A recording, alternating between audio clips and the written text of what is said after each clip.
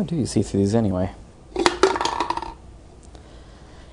Hey everyone, how you doing? I'm Lazlow the MST Guy, and welcome to the show. Today we'll be looking at Mystery Science Theater 3000 KTMA number 6, Gamera vs. Gaos. Gaos. However you say it. The importance of this episode in the annals of Mystery Science Theater 3000 is that Joel furthers the show's concept by naming the mad scientists that have shot him into space. I'll put that up on Still Store for you. The picture he uses, like mine, is from the opening credits, but they will soon be gracing us with their presence. But not in today's episode. Let's take a look at the first host segment. Hey, thanks and welcome to Mystery Science Theater 3000. This is our 6th transmission from the Satellite of Love.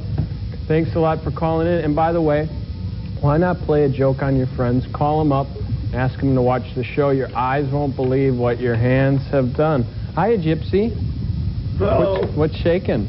Phone calls. Oh, yeah, that's right, phone calls. Thanks a lot for all your calls in. And by the way, all you scary guys with the low IQs, don't call anymore because you're scaring Gypsy. Yeah, roll a brain already. Yeah. Let's do some phone calls. Okay, Cambot, can you give me a blue Starfield with, okay, bold Helvetica type. Give it to me one time on the 30 weight. 7:54 p.m. Gamera the Flying Turtle is pretty neat, I must admit, but 2 weeks in a row is a little ridiculous. Well? Yeah, we agree with you. There's really nothing we can do about it. Is that right, Gypsy? Yeah. Okay, so we'll tell you the truth. We can't really control any of the films. That comes down to Earth.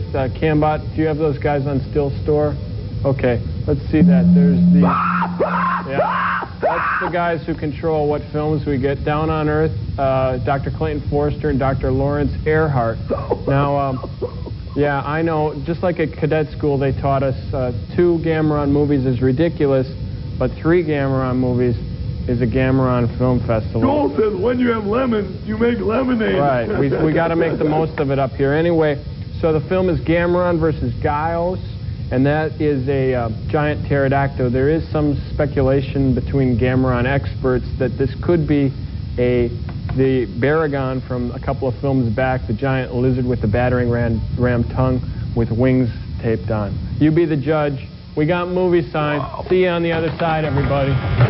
Now, unfortunately, I'm on Team Crow, whatever that means, and he is still frozen from last week. I guess Trace was still on vacation. But thankfully, Servo is back in the theater this week to help Joel riff the movie. Today, we are treated to the 3rd movie in the Gamera series, Gamera vs. Gaos. Gaos. Gaos? Hey, cameraman, how do you say that? Hell if I know. Anyway, the movie begins with showing us several minutes of clips from the movie that we're about to watch. Yeah, I was a little confused the first time I watched it too. Eventually, we get Mr. Frank's title screen. Yep, another Sandy Frank film. Makes me hungry for hot dogs just thinking about it. But we haven't seen the title of the movie yet. Weird. We are then shown some stock footage of some volcanoes erupting, as we cut away to some scientists where we're told the status of these eruptions. Well, what's the position now? From the seismometer, looks like this is one of the biggest quakes of the century. It's a big one. Excuse me, sir. Could you possibly expand on that for us, please? It's a big one. Okay. Perhaps you could use science to explain that. It's a big one. With no time to waste, Mount Fuji explodes from the earthquake/volcano eruptions. So naturally, all the locals come running to watch their impending doom. Ah, crap. Another kid? What is it with these movies and kids? It's like the movie makers are trying to associate innocence with youth or something. Anyway, as we all know, Gamera is attracted to fire and he comes flying in to deliver the movie's title card. After the credits, we see a group of people board a helicopter to investigate the volcano. We then cut to a meeting where a great discussion of farmers and bypasses is taking place as the helicopter approaches the volcano and it gets fired upon by a mysterious green force emanating from the volcano. Cut right into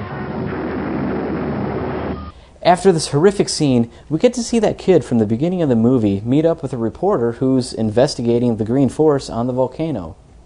They decide to investigate together. It's a pity, though. If I could get a picture of that green light, I could still get it in the evening edition of any newspaper. That would be a scoop, huh? I guess it would. I'd like to see a scoop, too. The two venture into a cave, and Joel and Servo leave the theater. During this host segment, Servo goes through puberty as Joel gives him a new voice. Hey, Servo, buddy, I'm glad you dropped by. You know why? Why? Because today, my friend, you go through puberty. Puberty? Does that mean I'm going to start perspiring and growing hair in weird places? No, it just means that I'm getting tired of your voice and it's time to change it, okay? Will it hurt? Of course not. Oh, here it comes. Here it comes. Beep. Anything you say, Joel Hodgson, Sir Master, giver of all things good, gracious host and friendly neighbor, not a bad cartoonist, Governor Liege, Lord of all. I think I'm going to change that algorithm to just master the known world would be better. But anyway, turn around. I got my manual here, and we're going to change your voice. We're going to work on it. Just sing something, okay? And then we can see what happens as the voice changes. Picture yourself in a boat on a river with tangerines and marmalade. That's a chipmunk. Hello, you're on the air. Somebody calls you. You answer quite slowly. A girl with colitis. Dr. Very nice girl indeed. Somebody calls you, you answer quite slowly. The girl with kaleidoscope eyes, Mr. President. The world as we know it will be ending very soon. Kissinger? Okay, let's try Lucy it. in the sky with diamonds. Oh, Lucy in the sky with diamonds. Lucy in the sky with diamonds. Oh, that's Droopy, isn't it? Or else Carol Channing. Oh, anyway. Lucy in the sky with diamonds. Lucy in the sky with diamonds. Okay. Lucy in the sky with diamonds. Who's that? Oh, Ethel Merman, okay. Lucy in the... Joel! What's that? Joel, this is great. This is the powerful FM big radio voice I've always dreamed of. Hey, baby, this is Tom Servo calling. I don't know. Don't touch me. This is great. It's the great, dynamic, mighty voice, as powerful as the day is long. Come on, Haji, let me keep it. Okay, but just watch yourself, because one false move and I could just change it at the drop of a hat. Okay, let me take us to commercial. We'll be right back after these messages. This is Tom Servo announcing. Back in the theater, the dynamic duo of the kid and the reporter are in the cave looking for Shiloh, or something, when suddenly there's a cave-in. Reporter guy runs off, leaving the kid behind.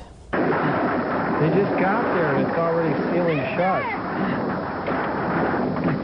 Mister, help me, please! Help me! Oh. In his panic, reporter guy unfortunately runs into Gaos and is eaten. Feel better, Mr. Scum? You killed the boy, mister. Now you shall pay by flying in midair. Put me down! Put me down! And so the moral from the movie thus far is introduced. When investigating mysterious caves with strange kids, never leave them behind here in a cave-in, or you will be eaten by a giant pterodactyl monster. The little boy gets abducted by Gaos, but Gamera shows up and rescues the boy. Gamera, take me home now! During a briefing with the kid and some scientists, they theorize about Gaos' weaknesses. He has two throats, and therefore he can't turn his head. Crow? No. They also theorize that, like most monsters in these movies, Gaos was buried deep in the earth in suspended animation, and that the recent earthquake/volcano eruptions must have awoken him.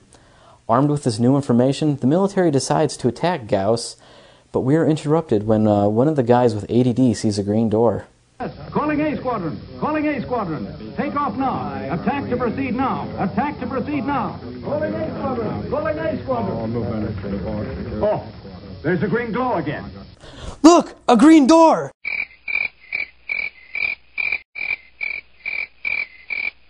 The military bombs the shit out of the mountain, but Gaos fights back.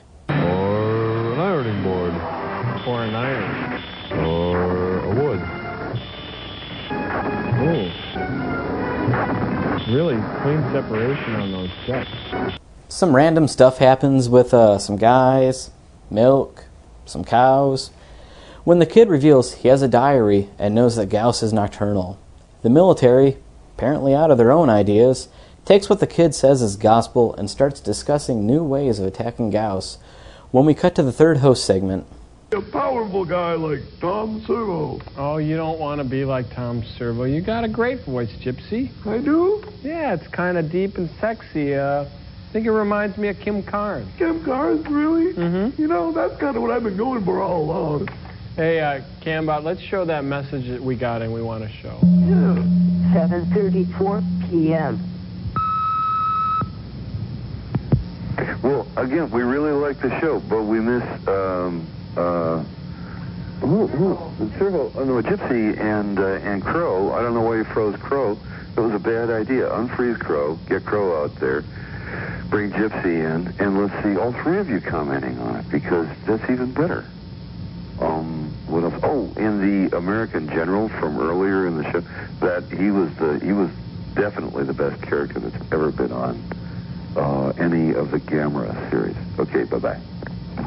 We've had a lot of people calling in about where's Crow, and as you know, last week Crow volunteered to be cryogenetically frozen to be our Christmas tree here on the Satellite Love. And Cambot, let's show the file tape on that too. Hey, Joel, I looked up suspended animation in the dictionary, and I don't think that this is going to be any good at all.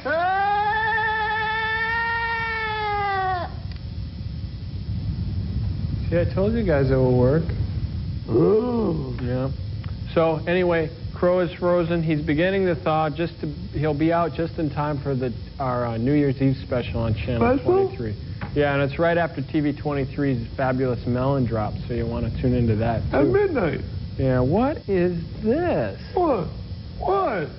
Oh. Well, you took Crow's garland. No, I knew it's that. shiny spaghetti. No, everything looks like shiny spaghetti to you. We got movie side. Let's beat it up. back in the theater, the movie starts up with Gaos attacking, and Joel makes a rare flub and calls Servo Josh. This footage looks familiar, Josh. Gaos continues his rampage of death and destruction while the military tries to keep order. Then this happens. They're like goats in a barrel. Fish, goats, pigs. Hurry, now. Oh. Hey, stop. They cut the car. Finally, Gamera comes spinning in to take on Gaos. The pair fight for a bit and then crash into the ocean. And we see some of the footage from the beginning of the movie. Then the sun starts to rise, and we learn that Gaos is actually a redhead. Cough. Just cough here. Hey, look at the monster's head now. It's gone red. We then get to see Gamera bite Gaos' foot off, which is then found by two dock workers. Hey, what's that there? Huh? It's Gaos' foot! Why are you running? That's good luck. The foot is then taken back to a lab where it is discovered that his foot is actually shrinking. So scientists theorize that Gaos cannot go into the sun or he will die. He must be a ginger. We then cut to Gaos, who apparently has the power of regeneration and is shown growing his foot back. I was right. Pure ultraviolet rays can eat away the tissue. I see. Well, in that case, then, if the monster stays out in the sun, it must die, huh? That's right. Can't tan, that's for sure. The military discusses some new ideas on how to kill Gaos, and they determine that the best way is to lure him out into the daylight and then make him dizzy. And so Operation Whirlybird is put into action. No, really, that's what they call it. Just watch. There's one upstairs here, on the roof. All right. Operation Whirlybird commences now. They start building and modifying the spinning platform when Captain Exposition comes in to fill us in on some of the details. Gaos is known to like human blood. The fountain will spray out a substance which resembles human blood, both in smell and in taste. Goat's blood. We're hoping it's going to lure him to the pedestal. We now take another break from the movie to take another phone call. PM. Hi, this is the boy that called last week, and I was just wondering if you could come over for my birthday party. It's next week. See, Sunday. See, my should I call my numbers? I'll just give you my address.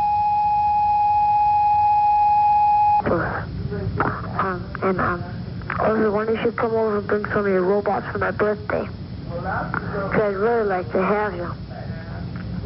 Of course, it's okay with you if you can make it. You can come anytime.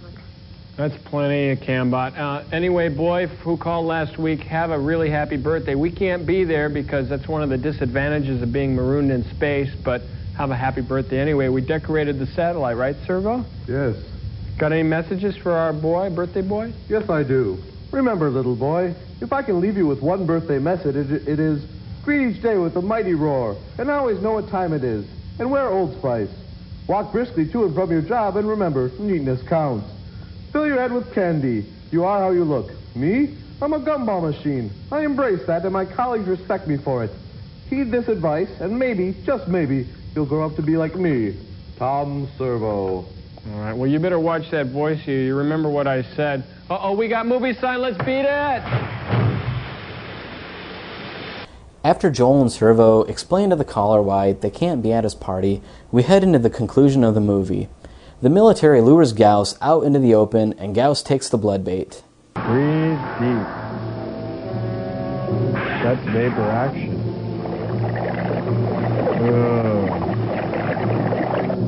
He's wasting it. They flip the switch and start spinning Gaos, but disaster strikes as the substation blows out and Gaos destroys the platform and flies away. The little boy divulges his plan on how he would defeat Gaos, and of course the military, out of ideas again, decides to follow the boy's plan, and so Operation Start a Bunch of Fires is put into place. Ha! Everything's ready now. Popping out of sunrise. Start the fires. Gaos extinguishes the flames, the military starts more fires, but this time Gamera flies in, again, and yet another epic fight between him and Gaos ensues. In typical monster movie fashion, Gamera gets his ass kicked for most of the fight, and then turns it around in the end and defeats Gaos. Here comes the sun. Red's turning red. You won, Gamera! Gamera flies off into the sunset as the credits start to roll.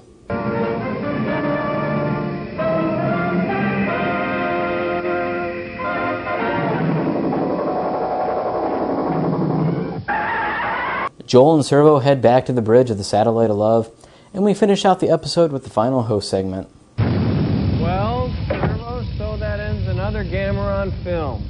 Yes, and the old ticker on the wall says it's time to go. But for Joel Hodgson and his robot pals, there would come another day. Gypsy, Joel, Crow, who's frozen, and me, Tom Servo. Yeah, you know, that reminds me, we won't be on Christmas Day either. TV 23 is running some special holiday programming, but to make up for it, we'll be doing a special edition of MST 3000 on New Year's Eve at 12 o'clock. Right you are, Joel Hodgson. Cambot, give it to me one time, buddy boy.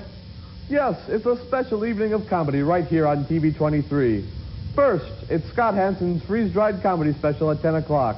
Followed at 11 by TV's 23rd annual New Year's Eve extravaganza Golden Jubilee. And then, at the stroke of midnight, it's a special New Year's edition of Mystery Science Theater 3000. An action-packed evening of high-tech hijinks right here on good old KTMA TV 23. This has been Tom Servo announcing. Good night and Godspeed. Merry Christmas, everybody. I love this voice. There you go. Mystery Science Theater 3000 KTMA number 6, Gamera vs. Gaos. Now, monster movies in this era were never really considered great cinema. There really isn't any deep meaning behind them. They were just made to be fun. Whether Godzilla or Gamera, they all follow the same basic formula, and for me, that's okay. In today's movie, Gamera vs. Gaos, it isn't any different. The story unfolds just like we would see in any other Gamera film. This movie reminds me of my childhood, and a more simpler time. A time when Channel 20 back in Detroit would run monster movies on Saturday morning after cartoons, of course, and I was glued to the TV until lunch when the movies would end. Mix in Mystery Science Theater 3000 and their treatment of these movies, and one would think it would be a sacrilege to my childhood and fondness to these films, but I don't feel their riffing commentary diminishes these films. Now, this topic has been discussed across the interwebs and countless forums, and next to the whole Joel versus Mike issue, which we will eventually get to, there are countless people arguing that Mystery Science Theater degrades our cinematic culture and heritage. Who's to say whether they're right or wrong? Well, I guess I can say. And in my opinion, these people miss the point. Mystery Science Theater 3000, like the movies they make fun of, is just fun. You can still watch these movies in their unaltered, uncut, non-MST form and appreciate them for what they are. And you can watch them in their Mystery Science Theater form and appreciate that for what it is. Anyway, let me know what you think. Email me at lazlowmstguy@gmail.com.